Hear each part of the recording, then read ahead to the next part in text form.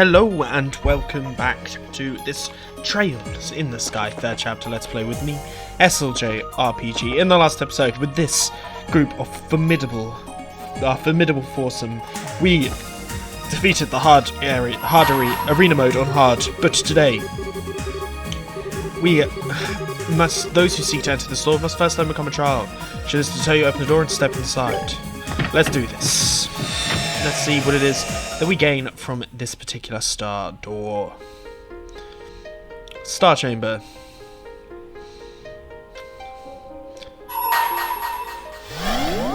Overcome the trial before you. Then I shall grant you a memory fragment and my blessing. What did happen before I had anything set up and loaded is that Ren got Patamata back, which is actually very handy. So this is going to be the first time we see it. But I didn't have in my recording set up, and I didn't want to go back and fuck myself over with the save files, etc. So we're just going to do that. So here's the first look at the Patamata S-Break.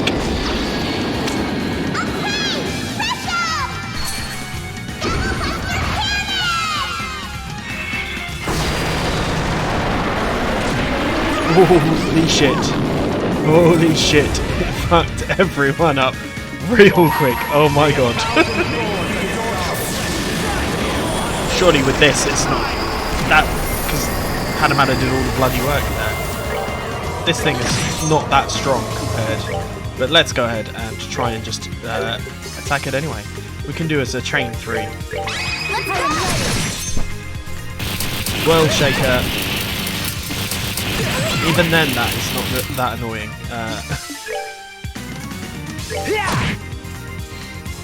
So let's go ahead and just do a Soul Blur here.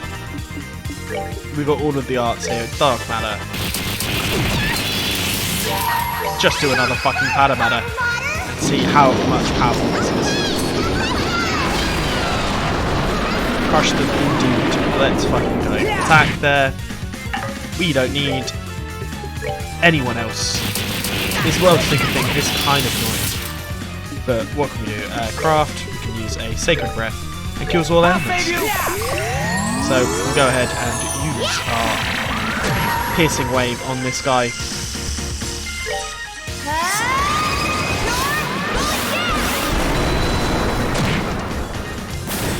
I am invincible! Or am I? I think you are. And we get a level up for Vanillus as well, which is very, very nice. You have overcome the trial, thus I shall grant you a memory fragment and my blessing.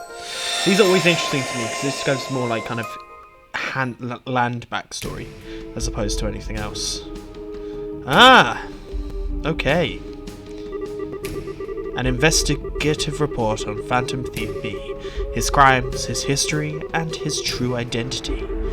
Imperial Chronicle investigative team. Interesting, so we're learning more about Blueblanc here. Okay. Phantom Thief B has quite the lengthy, productive career in thievery in the Empire, as almost all records we have been able to find on his crimes proves beyond a doubt. From numerous paintings held in the Imperial Art Gallery, to a septium crystal held in the Empire's customs warehouse, to even a cutting-edge tank held in an Imperial Army research facility, nothing is truly safe when he desires to steal it. His conquests aren't limited to inanimate objects. He has been guilty of pretending to be a military officer and eloping with the wife of a marquis on one reported occasion. And yet, this is perhaps the most baffling part. There is no concrete evidence to suggest he's profited from his exploits. Rather, the objects stolen usually end up in places so bizarre, their owners are liable to faint upon hearing about them. In other words, they are transformed into mirror, which is then rained down from the sky in areas largely inhabited by the less fortunate. Hearing this, one might lead to think a vigilante thief who takes from the rich and gives to the poor, but make no mistake, the truth is not so simple. The wife of a marquis discussed earlier is a fine example of that. As of this writing, it has been little over half a year since the elopement took place. Since then, she has remained unaccounted for. Many of the items stolen by him may return to the public eye in some fashion, but not all. Between his eccentric techniques and bizarre behaviour regarding the objects he steals, it might appear as though his thefts are pure whims of nothing else. Upon studying the overall picture, reviewing the objects and indeed people in play, you begin to see that they all have one specific thing in common. Take artwork stolen from the Imperial Art Gallery, for example. Each of them were works of pure genius, painted by a master of their craft, but then gained the reputation for being too complex for the target audiences of such works, the nobility, and were shamefully stored away instead of placed on display. Similar could be said of the Septium Crystal. Known for its unparalleled beauty, after being seized by customs, it was sealed away in a warehouse doomed never to be admired by human eyes again. The tank, again, is one example. With this promising development cut short, rather than put to good use, it was left collecting dust. So it's basically all things that he views as pretty and beautiful, right? As a side, the case of the Marquis's wife does contain some striking similarities.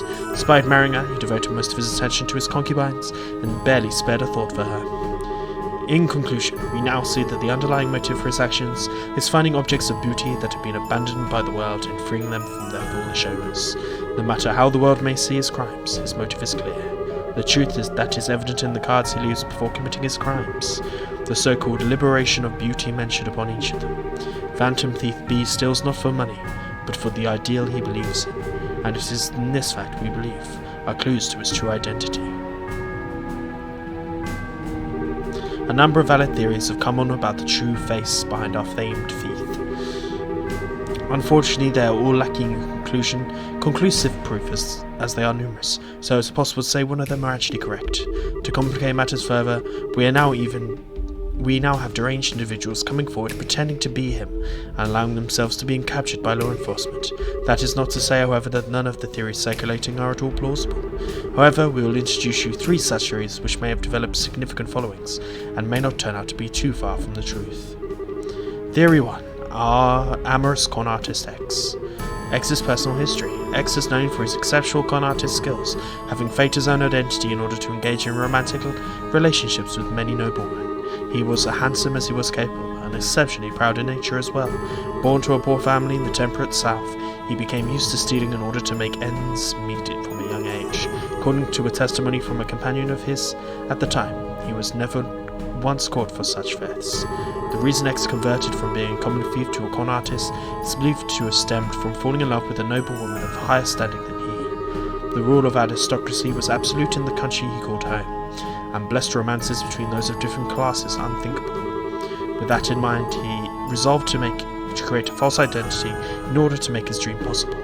Following his first rousing of success, he came to do so on a myriad of other occasions, indulging in one forbidden affair after another. It was a mere 10 years ago that he was arrested on suspicion of identity fraud, but he performed a miraculous escape from prison. Ever since then, his whereabouts remained unknown. Thoughts? Both X's peerless skills as a thief and his interest in forbidden romances with noblemen sound remarkably like that we know of Phantom Thief B.